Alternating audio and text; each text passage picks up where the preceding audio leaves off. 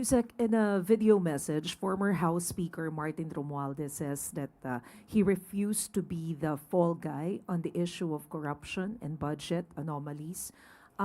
What was the reaction of the president on this statement? And do you see a reason for the former House Speaker to think that he might be the scapegoat? Kung ano po ang nararamdaman ni dating Speaker Martin Romualdez, ay hindi po natin ito saklaw. Kung ang pag-iimbestiga po ay makakatulong mismo ang dating Speaker, mas gugustuhin po yan ng pamahalaan ng Pangulo para managot ang dapat na managot. Pero ang sinabi rin po kasi niya, he denied that he was in control when it comes to the issue on budget when he was still the House Speaker. And kung tutuusin, yung command responsibility daw is more on the executive branch. So do you see this na parang putting the blame on the executive instead of the legislative branch of the government? Kung ano po ang magiging depensa sa mga maaaring pag-aakusa kay dating Speaker Romualdez ay kanya pong depensa po yon.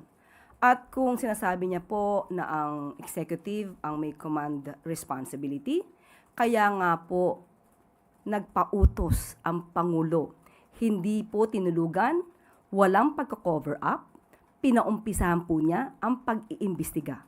Para kung meron mang anomalya at kung sino yung dapat na managot, dapat po na managot. But, ma'am, last na lang, how do you define the relationship between the president and the former House Speaker? Are they in speaking terms? Sa aking personal na pagkakaalam, wala po ako nakita na sila po ay nag-usap.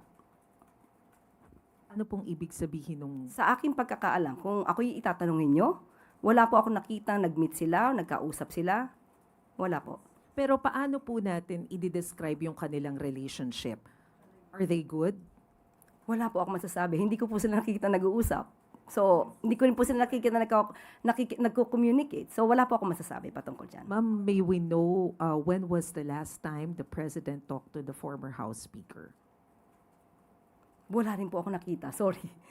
On my part, personally, hindi ko po sila nakita nag-usap. Mula nang ako'y maatasan na maging Palace Press Officer, hindi ko po sila nakitang nag-usap. Okay. Thank you, Sec.